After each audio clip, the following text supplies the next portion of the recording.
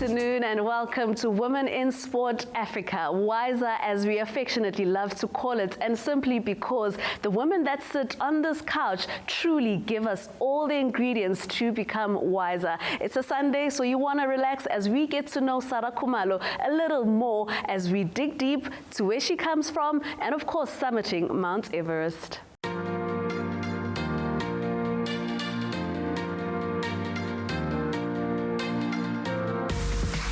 Welcome back to part 2 of Women in Sport Africa with our guest Saray Khumalo. And if you missed part 1, it was basically laying the foundation of her story, where she comes from and where she gets to a point where she decides she wants to tick certain items on her bucket list, and one of those being summiting Mount Kilimanjaro all the way to going for Mount Everest. Saray, thank you so much for joining us once more. So we continue the story. I mean, where we left off was the challenges of the first 3 summits, where on the third one was where you almost gave up. Yes, absolutely. I almost gave up.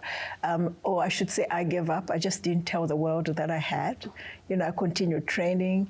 Mind you, for all the 3 attempts, we were hardly sponsored. We wrote probably about 200 letters asking for sponsorships. We even went to the Ministry of Sports, and so my thinking was, if I didn't make it when I had a fair chance of making it, why would anyone even bother giving me anything, So I stopped asking for funding.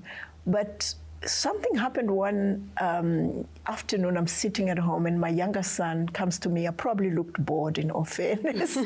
And he says, "Mom, when are you going back to Everest? Not are you going back, when are you going back?" For me, the biggest lesson in Ossie asking me that is that sometimes when everything is good, inspire the people around you.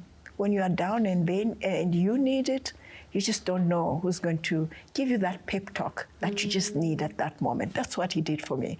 I remember looking at him and thinking, there is no way I'm telling this brat that I'm giving up. I'm like, I'm going in 2020. And in 2019, I lost a friend, somebody who actually told me that there was no Black African woman that I had summited Everest, because until 2013, I didn't know that. And 3 weeks thereafter, I found myself back in Kathmandu going for Everest. This time with a different mindset. I had gone up to 99 meters from the top, and I knew that nothing can be taken for granted. I celebrated getting to Camp 1, celebrated getting to Camp 2, celebrated getting to Camp 3, because I knew that doesn't mean that you've got this. One of the things also throughout the journey that I learned through climbing is accepting that I determine what my victory and my success and my failures are, because the world has different definitions for me, and I'm not going to worry about getting schizophrenic because this one thinks this is success, this is failure. My success was getting to Camp 1 in 2019, getting to Camp 2, getting to Camp 3.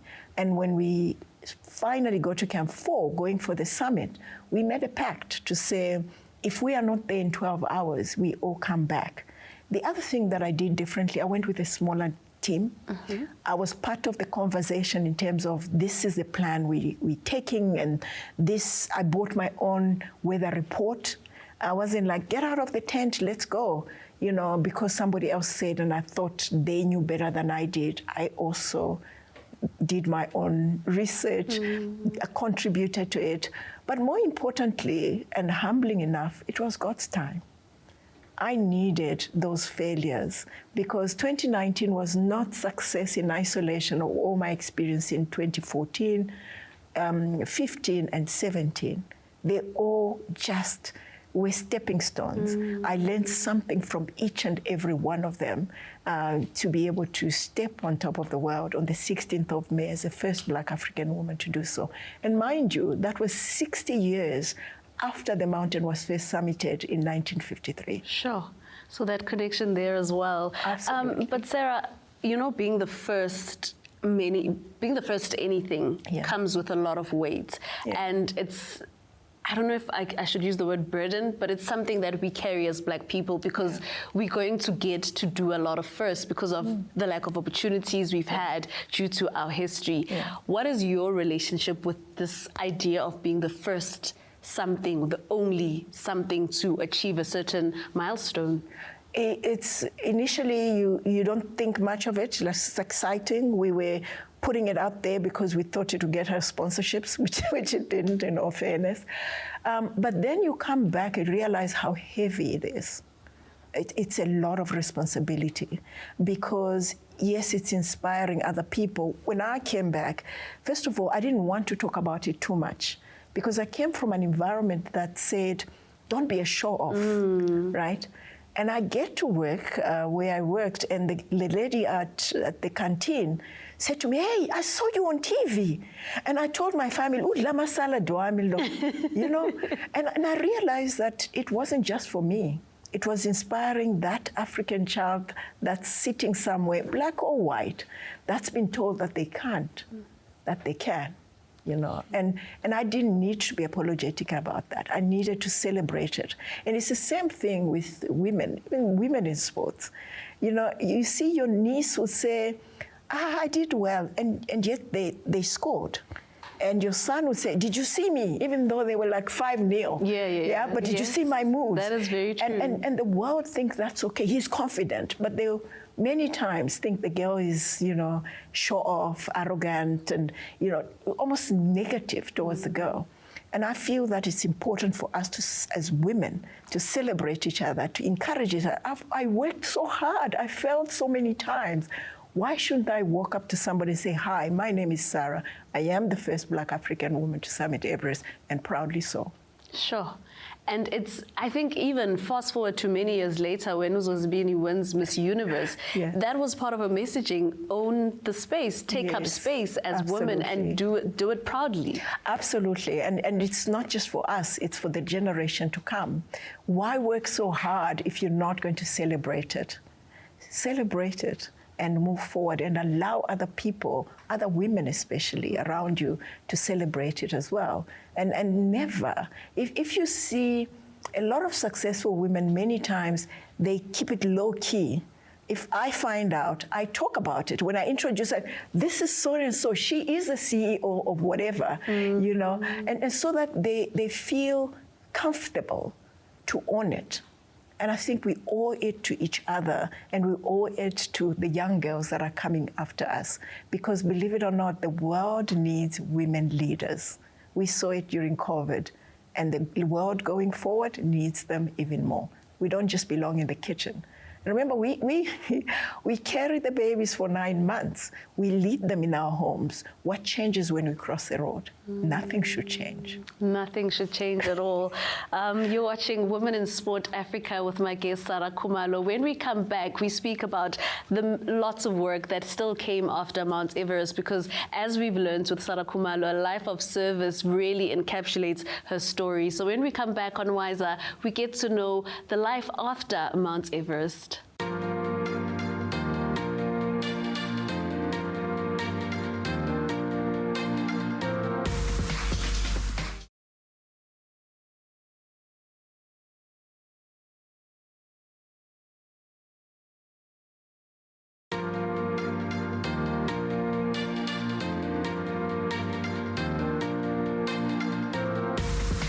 Welcome back to Women in Sport Africa, and myself, Lonwabo Miso, having an incredible conversation with Saray Khumalo. Saray, I'm not sure if a lot of people also know or are aware of the fact that in the corporate space, you've also been quite the leader.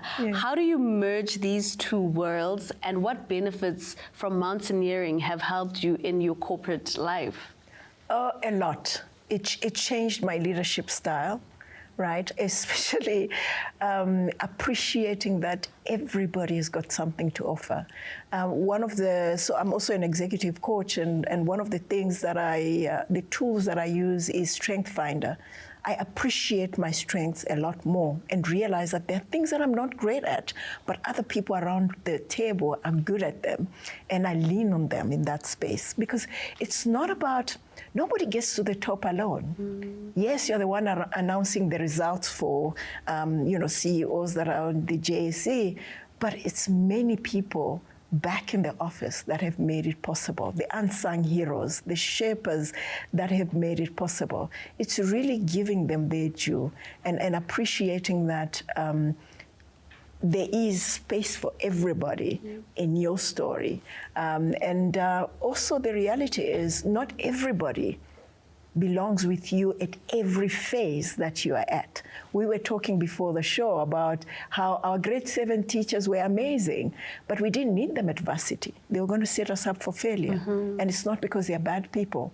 We had outgrown them, and it's good to just say goodbye and see them later. And yet in life, many times we are loyal to our own detriment. There's space to be selfish in order to be selfless. And I think as women, that is a load we carry a lot. Oh, yeah. That space of, this is my dream, I need to go for it, but what about the kids at home? If you are out there summiting Mount Everest, who's taking care of your kids? It's that complicated relationship of, I'm still human, I've got dreams, I've got goals, and yes, I'm a mom and I'll take care of my kids, but there's certain boxes that I need to tick as well. Absolutely, and we are held to a different standard compared to men. Going back to mountains, I remember a time when somebody rocked up into our dining tent and said, "Oh, but you are a mother." Yes, I'm a mother of 2, but the guy sitting next to me has got 5 kids. Why don't you say you're a father? Because the world, for some reason was very comfortable for a long time with us being the home managers, right? And that's it, and there's nothing more, which is an important job. But we don't have to be one thing. We can be many things. After the first attempt, when the 16th Shapers died, I had a difficult time now chatting to my boys, the fact that, Mom, this thing is dangerous. This thing is not Kili, it's not Table Mountain, right? I had to make a promise to them that for me, a summit is when I come back to them. So I'm going to make life-preserving steps. Not that I can prevent my death, but I'm not going to be irresponsible.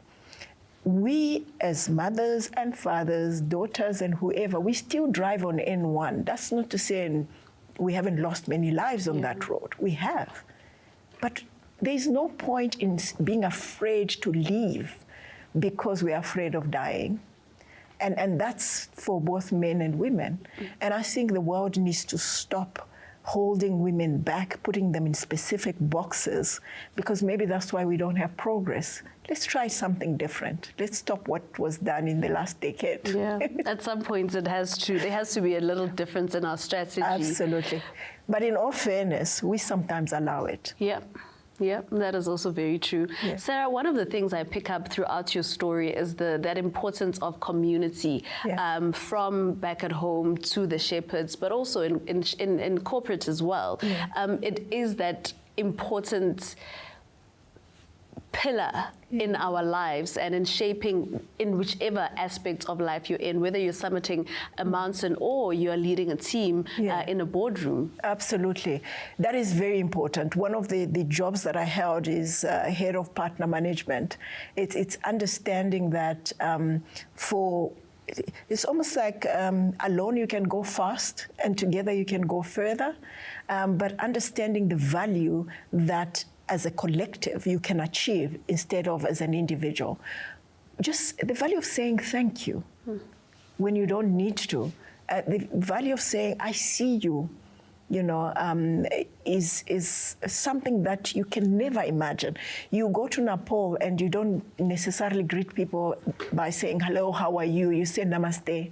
When people hear you almost greeting them in their language, you're accepting them. It's the same thing when you go into the corporate world. Do you pass by the receptionist and just ignore them because you can, because you have a high-powered job and you only greet whoever is in the C-suite? Or do you greet them? Do you know their name? I think what that person would give the business when somebody else walks in is completely different compared to when they're ignored, when you don't see them. And that's something that I learned through mountaineering, the value of accepting that there's certain things that I'm great at and things that I'm not, and I need to obsessively find people and strategies that can assist me in going further as an individual and as a leader. A life of service is a lesson that was instilled in Sarah's life from a very young age, from her grandparents, and she truly has lived that life. So when we come back after the break, we talk about summits with a purpose, alongside every little other thing we can squeeze in, as we have the honor of having such an incredible guest as Saray Khumalo. It's Women in Sport Africa, and we're coming back after the break.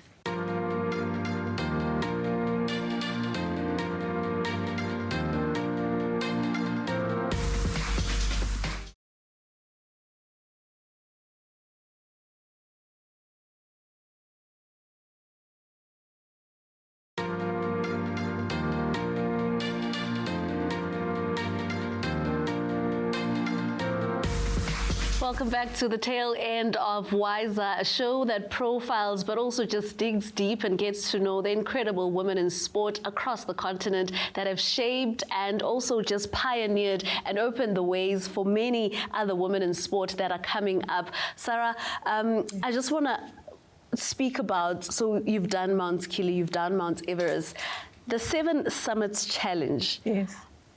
Quickly take us through what that is and how it came about. Yeah, so it came about from me just trying to challenge myself and using those mountains symbolically as saying we too can step on top of the world. So stepping on top of every continent says to my child that nothing is impossible, I'm hoping.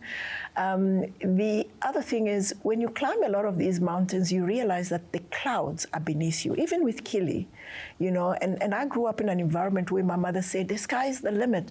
And in my mind, my little mind, it's like those clouds that I see, but we have unlimited potential, right? And the 7 highest peaks, there's actually 8. You have Mount Denali in North America. The other thing that you realize as you prepare and you climb these mountains, that you prepare differently for every one of them. Sure. It's not one size fits all. In fact, I almost didn't make it when I attempted to ski to the South Pole because I was like, oh, I've done Everest, how hard can this be?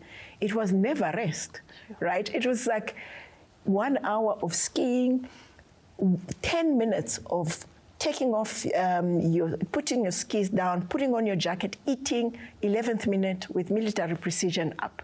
So you go to Denali, you have to pull a sled.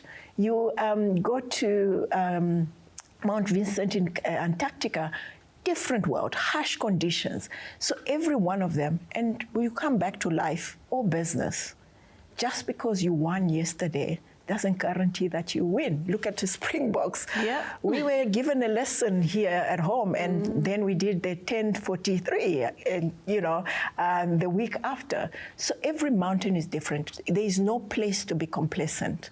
And one of the things that I talk about is the value of being a VIP in every space that I find myself in, being visible, being intentional, and being present. Just because you climbed Everest doesn't mean that Kilimanjaro becomes easy. Sure. And Sarah, philanthropy is at the heart of your legacy and your journey. Yeah. What inspired Summits with a Purpose, and what does that look like? So Summits with a Purpose is, I probably mentioned that, why climb and take a selfie when you can climb and make a difference? So I've built about 16 libraries around South Africa, 5 Mandela libraries, and the rest were digital libraries. And throughout this journey, it was me climbing and raising money. During COVID, when I couldn't climb, we challenged the Guinness World Record through spinning, and we raised money to build libraries. And my dream now is to build at least 1 library in every country on the continent. So I'm climbing Kili every year. We summit especially on Women's Day. And I take women and men from all over the world. And we do it and we make a difference through education, because the UN says Africa has the youngest population. Africa has the youngest population. The point is our generation need to make sure that that generation can lead We can't afford for them to be second-class citizens in the global village. And for me, education and travel is what changed my world. That's what made me move from having a self-disbelief, a sense of self-disbelief, to believing that I too can be a superhero. Wouldn't it be amazing if our kids can also put their hands up when they say we need somebody to lead the world, confidently so, as African kids. And say, I can do it. I can do it. And I mean, as a mom of 2 boys and just living in the world as it is today, and I think COVID was one of those things that gave us a lot of perspective, a lot of people who didn't have children saying, okay, maybe I shouldn't have children. But raising kids in this kind of environment with so many challenges, you talk about taking a selfie, but do it with a purpose, and we're living in a world that's run and ruled by social media at the moment. How do we use all of these things that seem like they're against us for good? I think kids like me, when I reflect back to my childhood, it's not what they said only, but what they did that has shaped me. I'm very conscious of what I do and what I say to my kids. Do I get it right all the time? Absolutely not. I once said that, I prefer the mountains. Yes, they will release an avalanche, but they don't talk back. And also, it's the scary part is appreciating that they have their own minds, their own lives, and let them make their own mistakes at some point. The scariest thing after I came back from Everest is my older son saying to me, "You've done this. Now, what am I meant to do?" Sure. And that's actually one of the reasons I wrote the book. And at the end there, I say, everyone has got their own Everest. We don't all have to go and climb the Everest. Our Everest is in our school, in our home, in that project that is so scary that you're busy avoiding. That's your Everest. Stick to it.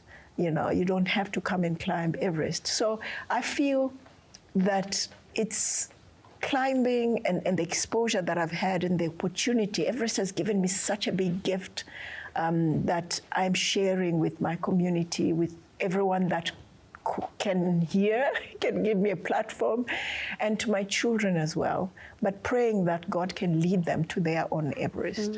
And I mean, for many of us, we know what that is. It's just about identifying it if you haven't already, but just going for it.